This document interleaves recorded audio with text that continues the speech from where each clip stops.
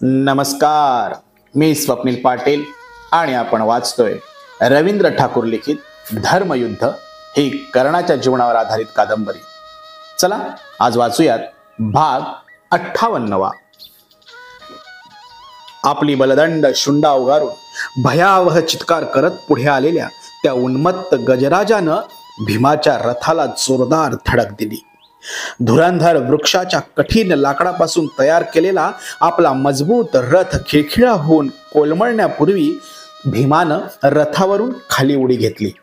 अशा प्रकारच्या मध्य पाजून उन्मत्त केलेल्या हत्तींशी कसा सामना द्यावा हे भीमाला चांगलंच माहीत आहे. क्षणार्धात तो त्या विशालकाय हत्तीच्या पोटाखाली शिरला आणि त्याला हातातल्या खड्गानं त्रस्त करू लागला. सुप्रतीक त्याला आपल्या पायांखाली चिरडण्याचा प्रयत्न करत होता, तर प्रत्येक वेळी भीम त्याच्या पकडीतून निसटून पुन्हा पुन्हा त्याला त्रस्त करत होता. परंतु हत्तीशी झुंज देता देता भीमही आता बराच थकला असावा. क्षणभर तो सुप्रतीकाच्या पायाखाली नाहीसा झालेला दिसतात पांडव सेनेत हाहाकार उडाला. त्या भयंकर हत्तीच्या तावडीतून भीमाला सोडवण्यासाठी दार्शानराज हिरण्यवर्मा आपल्या गजदलासह भगदत्तावर चालून गेला. दार्शान राजाचा हत्ती भगदत्ताच्या हत्तीशी झुंज देऊ लागला, परंतु सुप्रतीकापुढे त्याचं बळ कमी पडलं. आपले भाल्यांसारखे तीक्ष्ण दात खुपसून सुप्रतीकानं दार्शान राजाच्या हत्तीला फाडून काढलं. प्राणांतिक चित्कार करून दार्शान राजाचा हत्ती मरून पडला. हीच संधी घेऊन भीम सुप्रतीक हत्तीच्या पायाखालून निसटला आणि विजेच्या वेगानं आपल्या सैन्याकडे परतला. भीम सुखरूप सुटलेला पाहतात पांडवसेना भगदत्तावर तुटून पडली. परंतु भगदत्त डगमगला नाही. तो तत्काळ समोर आलेल्या सात्यकीवर चालून गेला. सात्यकीसह कित्येकांच्या रथाचा चुराडा करत सुप्रतीक पुढे निघाला. त्या एका हत्तीनं संपूर्ण पांडव सेनेत इतका हाहाकार माजवला की भयभीत झालेले सैनिक वाट फुटेल तिकडे पळत सुटले. कित्येक योद्ध्यांना त्यानं सोंडेत धरून दूर भिरकावून दिलं. कित्येक सैनिक आणि घोडे त्याच्या अजस्त्र पायाखाली चिरडले गेले. तेवढ्यात भीम पुन्हा एकदा भयभीत झालेल्या सैन्याच्या मदतीला धावून आला. नव्या रथावर आरूढ होऊन त्यानं भगदत्तावर हल्ल्यावर चढवला. भीम आणि भगदत्त यांच्यात सुरू झालेल्या द्वंद्व युद्धाची वार्ता कळताच संशप्तकांशी लढण्यात गुंतलेला अर्जुन भीमाच्या मदतीसाठी धावला. आतापर्यंत भीमाशी लढण्यात गुंतलेल्या भगदत्तानं अर्जुनांवर बाणांचा वर्षाव सुरू केला. भगदत्ताला ठार करायचं तर आधी त्याच्या सुप्रतीक हत्तीला ठार करणं आवश्यक होतं. एका पाठोपाठ कित्येक बाण सोडून अर्जुनानं सुप्रतीकाला जर्जर केलं. अंगावरील लोहकवच छिन्न विछिन्न होऊन गंभीर जखमी झालेला तो हत्ती वेदनांनी चित्कार करू लागला. आपल्या प्रिय हत्तीची ती स्थिती झालेली पाहून संतप्त झालेल्या भगदत्तानं हातातला दीर्घ पल्ल्याचा भाला अर्जुनावर फेकून मारला. मस्तकाचा वेध घेत आलेला तो भाला अर्जुनाचा किराट घेऊनच जमिनीवर पडला. मरण्यापूर्वी एकदा तुझ्या डोळ्यांनी हे जग पाहू दे भगदत्त, संतापानं बेभान होऊन अर्जुनानं गर्जना केली आणि तत्क्षणी त्यानं भगदत्तावर तीक्ष्ण अशा जलाल बाणांचा वर्षाव सुरू केला. भगदत्ताच्या अंगावरील लोहकवच छिन्न विछिन्न झालं. परंतु भगदत्ताच्या हातात शस्त्र आहे तोवर काहीच साध्य होणार नव्हतं. तेव्हा त्याच्या कपाळावरील पट्टी कापून त्याला आंधळ करणं आवश्यक होतं. एक अत्यंत धारदार असा क्षुप्रप्र बाण धनुष्यावर चढवून अर्जुनानं भगदत्ताच्या कपाळावरील पट्टीचा वेध घेतला. कपाळावरील पट्टी छेदली जाताच भगदत्त आंधळ्यासारखा चाचपडू लागला. तरीही पराभव न स्वीकारता त्यानं हातातला अंकुश तसाच अर्जुनावर भिरकावला. तो वार चुकून अर्जुनानं पुन्हा एकदा सुप्रतीक हत्तीच्या मस्तकाचा वेध घेतला. आणखी 4 बाण टाकून त्याच्या शरीराची पार चाळण केली. विषारी बाणांनी मस्तक छिन्न विछिन्न होतात सुप्रतीक कोसळला आणि त्यासोबत वादळात वृक्ष उन्मळून पडावा त्याप्रमाणे किरातांचा राजा भगदत्त हाही रणभूमीवर कोसळला. तोच शकुनीच्या वृषक आणि अचल या दोघा भावांनी अर्जुनावर दोन्ही बाजूने हल्ला चढवला. अर्जुनाशी कडवी झुंज देऊन तेही जमिनीवर कोसळले. आपल्या सिंहासारख्या पराक्रमी भावांची ती गत झालेली पाहून महारथी शकुनी अर्जुनावर चालून गेला. परंतु अर्जुनाच्या शस्त्र कौशल्यापुढे त्याला माघार घ्यावी लागली. महारथी शकुनीनं रणांगणातून पळ काढलेला पाहताच कौरव सेना दुभंग झाली. भयभीत सैनिक हे महारथी कर्ण, हे महारथी कर्ण असा धावा करत कर्णाच्या आश्रयार्थ पळू लागले. भयभीत सैनिकांना जीवदान देण्यासाठी दानशूर कर्ण पुढे सरसावला आणि आज प्रथमच कर्णार्जुनाची समोरासमोर गाठ पडली. परंतु आता युद्धकाल संपत आला होता. तिकडे सूर्य झरझर पश्चिम क्षितिजाकडे निघाला होता. तोच युयुधान सात्यकीनं अर्जुनाला पाठीशी घालून स्वतःच कर्णाला आव्हान दिलं. इकडे दुर्योधन, द्रोणाचार्य आणि जयद्रथ कर्णाच्या मदतीला धावून आले. त्यानंतर भीम, अर्जुन, धृष्टद्युम्न आणि अभिमन्यू यांनी कर्ण, कृपाचार्य आणि द्रोणाचार्य यांना चहूबाजूंनी घेरून जे अभूतपूर्व घनघोर युद्ध सुरू केलं ते सूर्यास्तापर्यंत चाललं. युधिष्ठिराला बंदिवान करण्याचा द्रोणाचार्यांचा प्रयत्न पुन्हा एकदा असफल ठरला. इतके आटोकाट प्रयत्न करूनही युधिष्ठिर जिवंत सापडत नाही म्हणून दुर्योधनाची अस्वस्थता वाढत चालली. द्रोणाचार्यांच्या नेतृत्वाखाली झालेल्या 2 दिवसांच्या युद्धात कौरव सेनेची अपरिमित हानी झाली होती. युद्धाच्या 13व्या दिवशी सकाळी व्यूहरचना करण्यात मग्न असलेल्या द्रोणाचार्यांच्या पुढे जाऊन दुर्योधन म्हणाला, काल सुद्धा तीच पुनरावृत्ती झाली आचार्य. तुम्ही त्याला बंदिवान करायचं ठरवलं असतं तर कोणीही तुम्हाला अडवू शकलं नसतं. कालचं तुमचं वागणंच मला कळालं नाही. युधिष्ठिराला बंदिवान करण्यात काय अडचण होती तुम्हाला? खरंच तुम्हा मोठ्या लोकांच्या वागण्याचा अर्थच कधी कधी लागत नाही तो असा. आमच्याकडील एकामागून एक योद्धे धारातीर्थी पडत आहेत आणि त्यांच्याकडचं मात्र कोणीही पडत नाही, हे कशाचं लक्षण आहे? उपस्थित कौरववीरांसमोर दुर्योधनानं अशी कान उघडणी करावी हे द्रोणाचार्यांना फार अपमानास्पद वाटलं. दुर्योधन आपल्या स्वामी निष्ठेवरच प्रहार करतो आहे असंच त्यांना वाटलं. ते म्हणाले, मी माझ्या सर्व सामर्थ्यानिशी प्रयत्न करतो आहे, तरीही तुझा माझ्यावर विश्वास नाही. अर्जुन जवळपास असेल तर युधिष्ठिराला बंदिवान करणं अशक्य आहे हे मी तुला आधीच सांगितलं आहे. तरीही आज मी पुन्हा प्रयत्न करतो. युधिष्ठिर बंदिवान होईल न होईल, पण पांडवांकडचा एक तरी प्रमुख योद्धा तुला आज रणभूमीवर पडलेला दिसेल. मनाशी काहीतरी निर्णय घेऊनच द्रोणाचार्यांनी आक्रमणाचा आदेश दिला. आधीच ठरल्याप्रमाणे सुशर्म्याच्या नेतृत्वाखालील संशप्तकांनी अर्जुनाला युद्धाचं आव्हान दिलं. अर्जुनाचे युद्ध करत ते त्याला युद्धभूमीच्या दक्षिणेकडे घेऊन गेले. अर्जुन संशप्तकांशी लढायला निघून जाताच द्रोणाचार्यांनी सैन्याची रचना बदलली. सेनापतीचा आदेश मिळताच सर्व योद्ध्यांनी आपापल्या जागा ग्रहण केल्या. चक्राकार कमलव्यूह सिद्ध करून द्रोणाचार्यांनी युधिष्ठिराला आव्हान दिलं. द्रोणाचार्यांनी कपटनीतीचा अवलंब केलेला पाहून दुर्योधनाच्या उत्साहाला उधाण आलं. द्रोणाचार्यांनी रचलेल्या त्या कमलव्यूहाचा भेद करणं अर्जुनाशिवाय कोणालाही शक्य नव्हतं.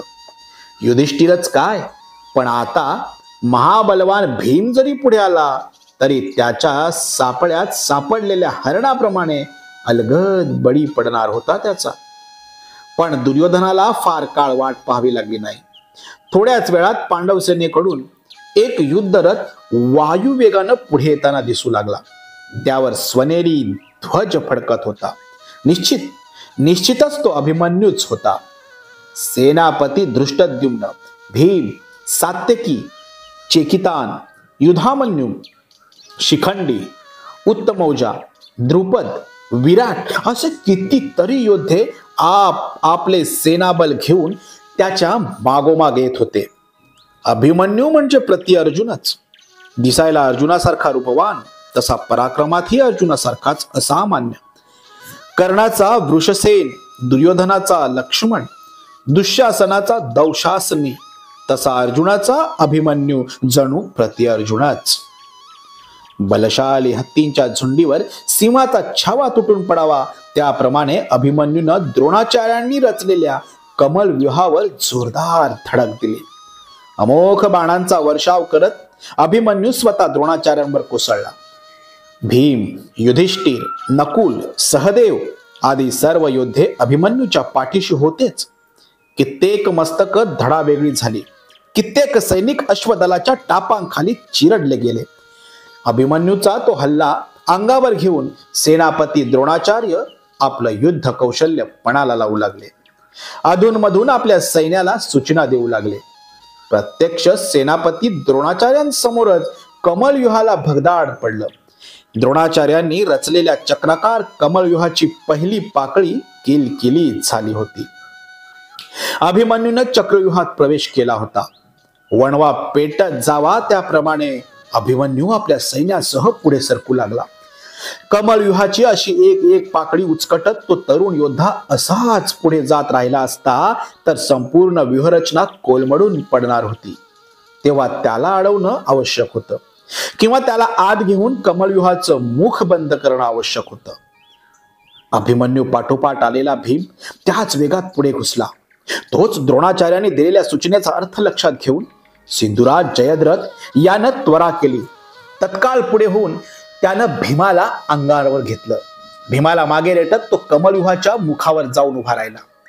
अभिमन्यूच्या संरक्षणासाठी निघालेले भीमादी सर्व योद्धे कमलव्यूहाच्या मुखावरच अडवले गेले. पुढे गेलेला अभिमन्यू आणि मागे राहिलेले भीमादी योद्धे यांच्यात मोठंच अंतर पडलं. चक्रव्यूहाची उखडलेली पाकळी अभिमन्यूचा रथ गिळून बंद झाली होती. चक्रव्यूहात शिरण्यासाठी भीम शक्तीपणाला लावत होता, परंतु जयद्रथ त्याच्या मार्गात पहाडासारखा उभा होता. हताश झालेला भीम चक्रव्यूहाच्या मुखावर पुन्हा पुन्हा धडका देत राहिला, परंतु चक्रव्यूहात शिरणं त्याला शक्य झालं नाही. शत्रू सैन्यानं घेरलेल्या चक्रव्यूहात अभिमन्यू आता अगदी एकाकी पडला होता. परंतु तो शूर योद्धा मुळीच डगमगला नाही. त्याच्या अगणित बाणांपुढे प्रेतांच्या राशी कोसळू लागल्या. शत्रू सैन्याशी दाणादाण उडवत तो वीर प्राणपणानं अथक झुंजू लागला. अभिमन्यूनं मांडलेला तो विनाश पाहून दुर्योधन स्वतःच त्याच्याशी लढण्यासाठी उभा राहिला होता. स्वतः दुर्योधन लढाईत उतरला आहे असं पाहून द्रोणाचार्य त्याच्या मदतीसाठी आले. अभिमन्यूवर चहूबाजूंनी बाणांचा वर्षाव सुरू झाला. दुर्योधन, कर्ण आणि द्रोणाचार्यांसमोर सर्व कौरव योद्धे चक्राकार कमलव्यूहाच्या एकेका पाकळीवर उभे होते आणि अभिमन्यू कमल मध्यावर उभा होता. पितामह भीष्मांनी घालून दिलेले धर्मयुद्धाचे नियम सोडून सर्व कौरव योद्धे एकट्या अभिमन्यूवर तुटून पडले. परंतु एकटा असूनही अभिमन्यू डगमगला नाही. सर्व सामग्रीनिशी सज्ज असलेल्या कौरव योद्ध्यांना तो एकटा निर्धारानं तोंड देऊ लागला. चहूबाजूंनी होणाऱ्या हल्ल्यांमध्ये प्रचंड लाटांना तोंड देणाऱ्या शिलाखंडाप्रमाणे तो अडिगपणे उभा होता. पाहता पाहता त्यानं कर्णाचं कवच छिन्न विछिन्न केलं. मद्राज शल्य त्याच्या बाणांनी घायाळ होऊन रथातच कोसळला होता. भावाची ती दुर्दशा झालेली पाहून त्वेषानं पुढे आलेला त्याचा भाऊ द्युतिमान तात्काळ मृत्युमुखी पडला. त्याच्या रथाचे तुकडे तुकडे झाले. याच रणधुमाळीत शल्याचा पराक्रमी पुत्र रुक्मरथ हाही ठार झाला. आपल्या वायुवेगानं धावणाऱ्या रथासह अभिमन्यूवर चालून गेलेला याजा अश्मक याचीही तीच गत झाली. अभिमन्यूने अगदी सहजपणे त्याला रणभूमीवर लोळवलं. शरसंधान करतानाची अभिमन्यूची ती सहजता, त्याचं ते असामान्य कौशल्य आणि निर्भयता पाहून द्रोणाचार्यांचे डोळे आनंदानं भरून आले. अर्जुनाला दिलेलं धनुर्वेदाचं ज्ञान अभिमन्यूच्या रूपानं आज रणभूमीवर मूर्तिमंत अवतरलं होतं. अभिमन्यूचं ते धनुर्विद्या कौशल्य पाहून संतुष्ट झालेले द्रोणाचार्य कृपाचार्यांकडे पाहून म्हणाले, शाबास धनंजय पुत्रा, आज तू माझा प्रिय शिष्य अर्जुनाचा पुत्र शोभलास. तुझा पराक्रम अतुलनीय आहे. तुझ्याशी तुल्यबळ ठरेल असा एकही योद्धा आज इथं उपलब्ध नाही. पाहिलं संगराज, आमचे पक्षपाती सेनापती शत्रूशी लढायचं सोडून त्याची स्तुती करत आहेत. वा, ठरव तर त्याला ठार करणं यांना मुळीच अशक्य नाही, पण त्यांनी वेगळंच ठरवलंय. आज ते आमचा मृत्यू झालेला पाहणार आहेत. संतापानं बेभान होऊन दुर्योधन ओरडू लागला. काळजी करू नकोस बंधो, आता तो ठार झालाच म्हणून समज.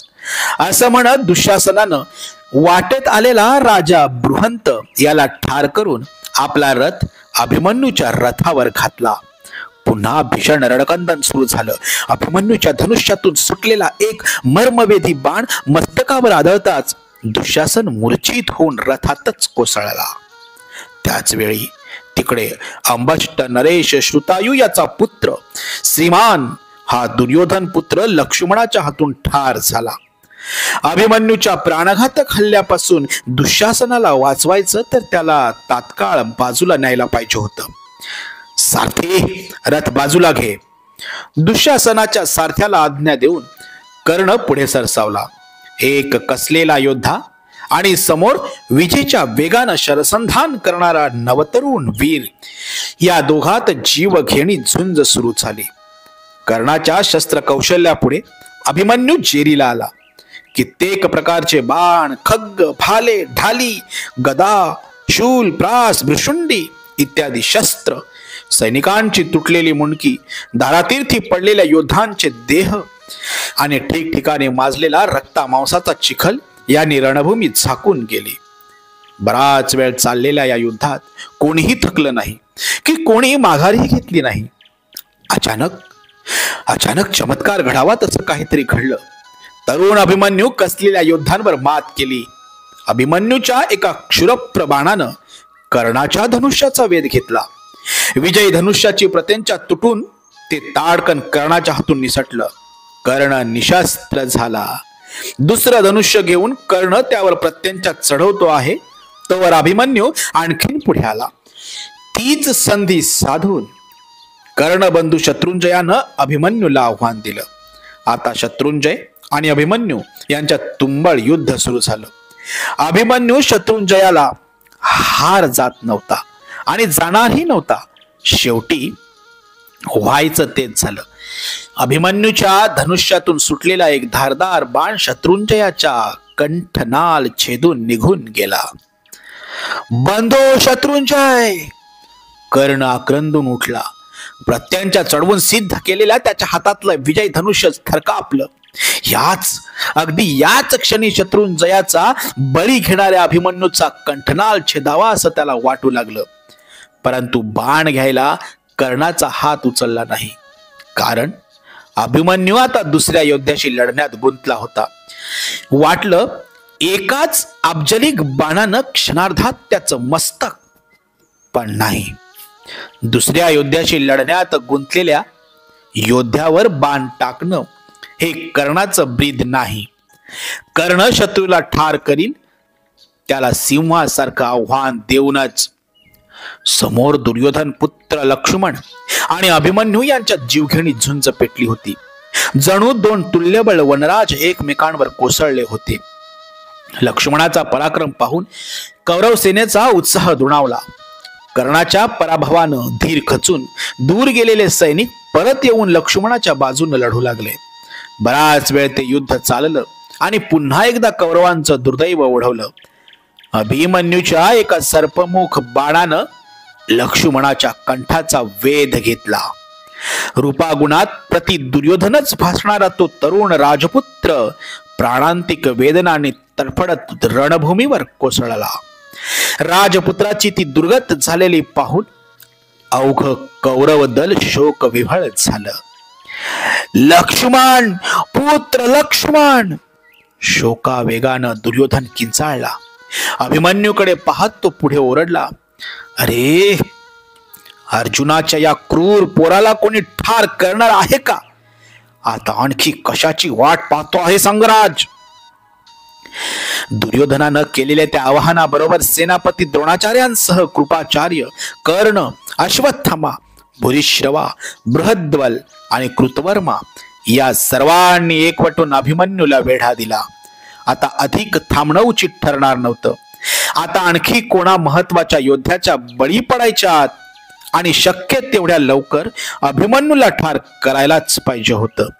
बंधू शत्रुंजयाच्या मृत्यूच्या दुःखानं कर्णाचं मस्तक बधीर झालं होतं. तर त्याच वेळी मित्र दुर्योधनाचा पुत्र विलाप त्याच्या कानाचे पडदे फाडत होता. आता आणखी थांबण्यात अर्थ नव्हता. समोर पाहतो तो काय, अभिमन्यू भयावह विनाश मांडत होता. सत्यश्रवा आणि वृंदारक हे दोन्ही राजे त्याच्या हातून ठार झाले. मगध युवराज अश्वकेतू, मार्तिकावत देशाचा राजा भोज आणि असेच आणखी कितीतरी नामवंत योद्धे खाली कोसळले. आणि अर्जुनाचा हा पोर आपल्या सेनेवर संकटासारखा कोसळलाय. आचार्य, काही करून आधी त्याची बाणवृष्टी थांबवली पाहिजे. द्रोणाचार्यांना उद्देशून कर्ण ओरडला आणि त्याच क्षणी